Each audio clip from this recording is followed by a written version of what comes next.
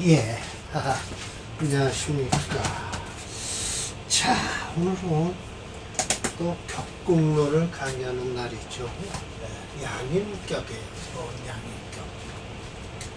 양인이라는 것은 얼마나 나쁜 것이냐 하면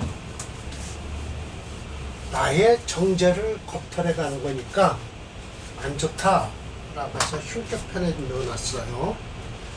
칠살격과 마찬가지죠. 칠살은 나를 무자비하게 공격하는 것이고요. 양인은요, 나의 정제를 무자비하게 가져가요. 겁제라고 하죠. 근데 겁제라고 하지 않고 왜 양인이라고 했냐라고 하면, 더 양인이 원래 이 양간에만 쓴 거예요. 그리고 칼날이 인자를 쓰죠. 그러니까 도둑질 하는데 칼 들고 하지 뭐 맨손으로 하겠어요. 우선 겁박질 내려도 칼이 있어야죠. 그러니까 이만큼 독하다라는 거예요.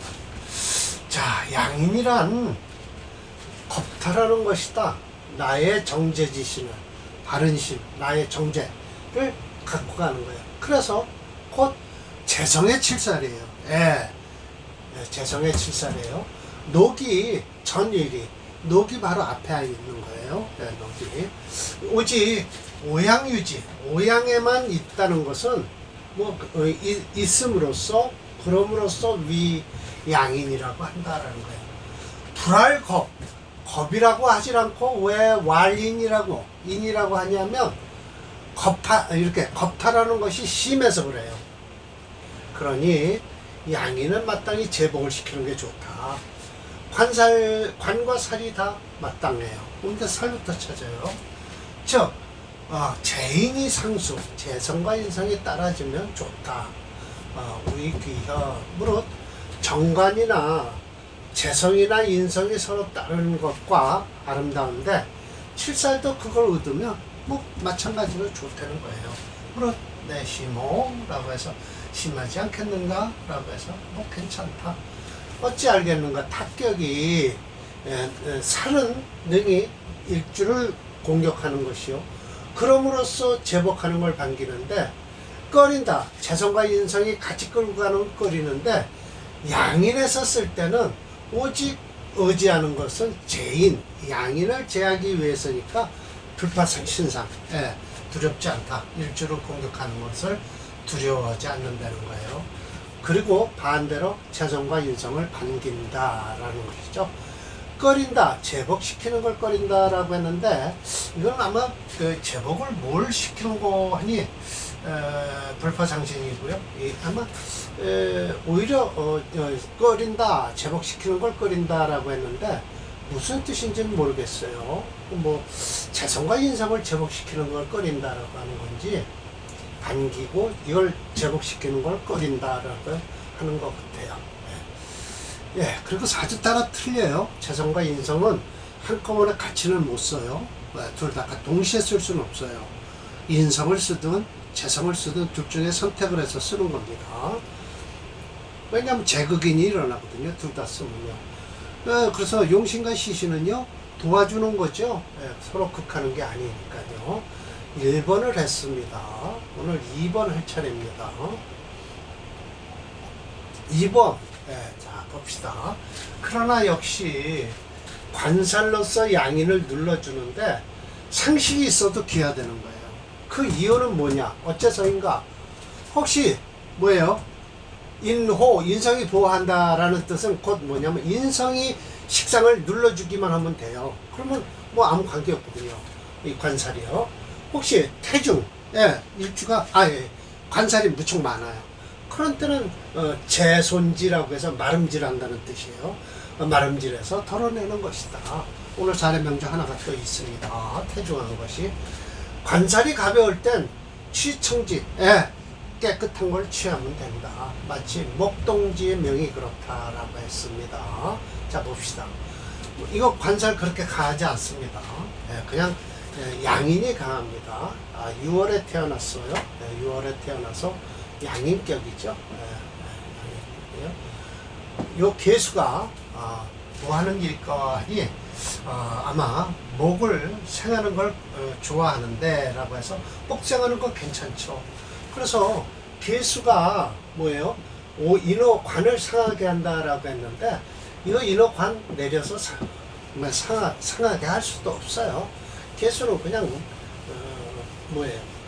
그렇게 옆에 있는 간목을 오히려 생하는 뿐이지 그렇게 인호 화국을 눌러줄 수는 없어요. 무토가 합지했다. 이건 맞아요. 인성이 바로 이 식상을 합하게 돼 있어요. 인성은요. 편인이죠. 편인은 상관과 합이 되게 돼 있어요. 소위 인호, 인성이 보호하는 것이에요. 이른바 가평장명은 저 밑에 가평장명이 있는데요.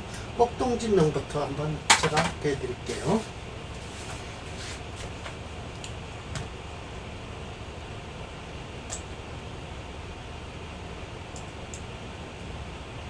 오늘 사례명조가 꽤 됩니다. 2번을 끝내려면요. 사례명조 4개인가 그래요.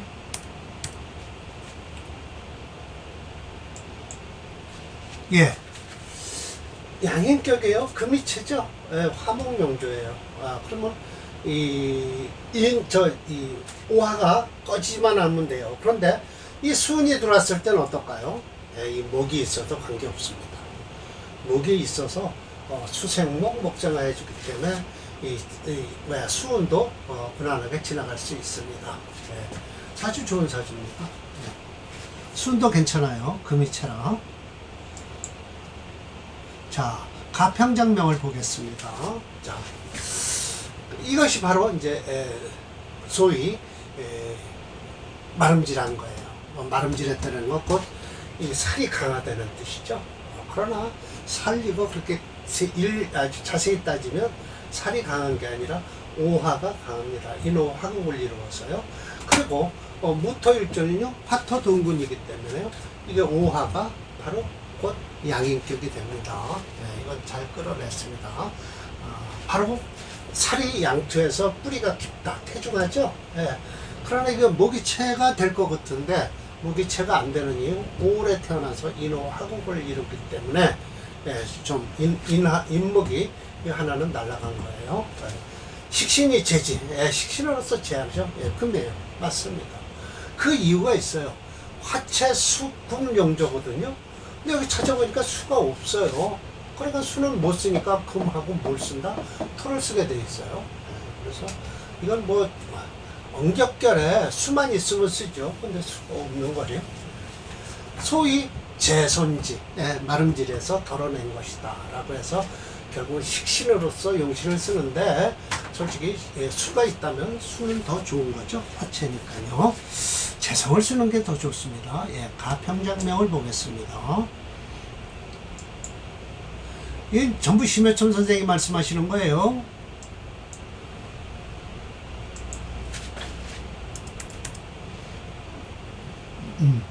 평장이라고 벼슬 이름이죠. 좋습니다. 수도 좋습니다. 대원에서 수와도 좋습니다. 화체라 그렇습니다.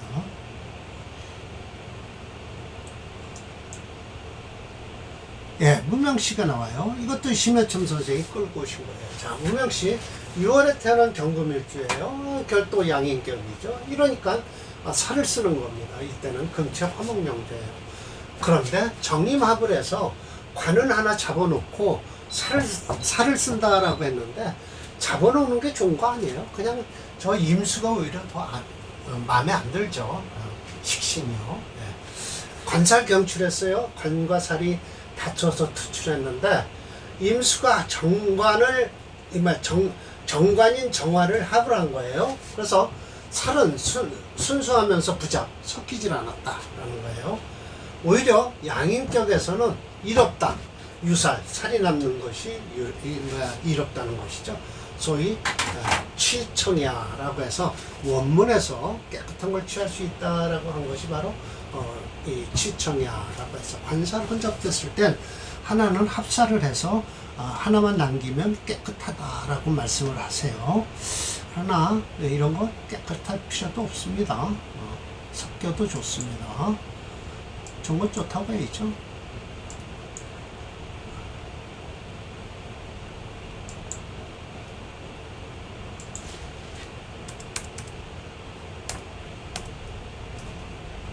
무명시 12번입니다. 예. 자, 이런 사주가 이제 저 오화를 지지에 오화를 쓰는데 이게 이제 수운이 오면 저 곧바로 꺼져요. 저렇게 외롭게 저쪽으로 떠 있으면요. 물론 이 술토가 있어서 좀 괜찮지 않냐라고 하지만 그렇게 좋지 않습니다. 이게 자수가 그렇게 좋지 않아요. 사례명조 든 거로서는 그렇게 썩 좋은 명조는 아닙니다. 이 오화가 불리하죠. 천간을 뜬 병정화는 괜찮은데 병정화도 마찬가지예요. 임수가 하나 합해 갔으면 이 병 하나만 남았잖아요. 그러면 임계신에 어떻게 이 신금은 또 병화 용신과 합을 하고요. 그래서 사람의 명조로서는 좋지 않고요. 관이 강하다라고 했는데 관사를 쓰는 사주인데 이게 바로 이제 합살전제 합관유사라는 거죠. 그래서 좋다고 했지만 샘플로서는 좋지 않습니다. 자, 그리고 이제 여기서 평주자인 이제 설화고가 끼어들었어요. 이게 바로 이제 양인격입니다. 권룡 황제격인데요. 적천수 천미에서는 첫 번째에 나오는 사주입니다. 임철조 선생은요. 근데 이게 저는 권룡 황제라고 써놨지만 적천수에서는 사례명조 1번입니다. 여기서 다시 평주자인 설화고는요. 병술일조를 정임합을 해서 합관유살했다고 해서 격이 깨끗해서 취했다라고 했는데 관살이 경출됐어요. 여기 좀 보세요. 관살이 경출됐을 때 배치하는데 마땅함이 아주 크게 중요하다. 뭐 안 해도 된다는 소리예요, 이거. 안 해도 돼요. 이렇게 경출해서 아울러 비정용 합제. 반드시 저렇게 이런 소리 경출했을 때 합관유살하는 거를 좋아할 필요는 없다는 거예요. 그러니까 만약에 현대화된 거죠. 저와 마찬가지예요. 저도 그렇게 생각해요. 그런데 꼭 심해천 선생은 합관유살이 좋다라고 하지만 꼭 그럴 필요 없다라는 거예요. 마치 전 권룡 황제명이 그렇다라고 해서 이게 지금 이게 관이고요. 이게 살이란 말이에요. 오화가 여기 있고요. 금체예요. 이거 참새불명조 참 좋은 사주입니다. 그래서 금체니까 뭐예요? 목화로 흐르면 돼요. 화부터 오기 시작을 해요. 목운으로까지 해서 기축대운이 되면 이 사주는 끝나요. 그런데다 이 사주는요, 보통 웬만한 사주는 둘, 넷, 6개만 있는데요. 이 사주는 이렇게 8개로다가 대운을 잡아놨어요. 아마 이 기축대운이 돼야만이 이 사주가 끝날 사주가 돼서 그럴 겁니다. 자, 그러면서 설화고가 즉 양인격에서 관살이 경출해서 임철조가 그렇게 하면서 이 사주는 그럴 필요가 없다고 이제 설화고가 얘기만 하고 끝났거든요. 요게 바로 이 밑에 게 임철조 선생이 적천수 천미에서 말씀하시는 거예요. 그래서 천간으로 병신병정이다. 금이 둘이고 화가 둘이에요. 정배 바로 짝을 이뤘다. 화련축음. 화가 가을금을 단련시키고 있다는 거예요. 지지자오묘유다. 우배 또 짝이 된다. 갑리진태 동서남북이 딱 되는 거예요. 태극기예요. 태극기 갑리진태가 지전 사정기가 관팔방했다. 자, 사정기란 뭐예요? 사방의 기운이에요. 동서남북이죠. 뭐 사정기. 이게 관팔방을 했다는 거예요. 이렇게 하면 팔방이 되지 않습니까? 참 좋은 사주다라고 말씀을 하고 계세요. 그러나 오행 중에서는 토가 없어요. 그 6월에 태어난 경금일주니까 양인격으로서 금이체가 돼서 그렇지 도와줄 필요는 없다는 거예요. 토가 없는 것이 더 좋다. 비록 탄출형, 가을철에 태어났지만 부자광릉, 왕하다고 하지 말라라고 했지만 왕합니다. 왕한 거예요. 최희, 반가운 자오봉촉을 하고 있어요. 저 지지에서.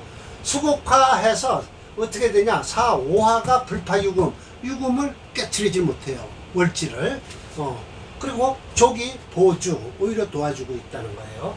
갱묘, 묘유봉촉을 해요. 6월에 태어났어요. 신묘생이거든요.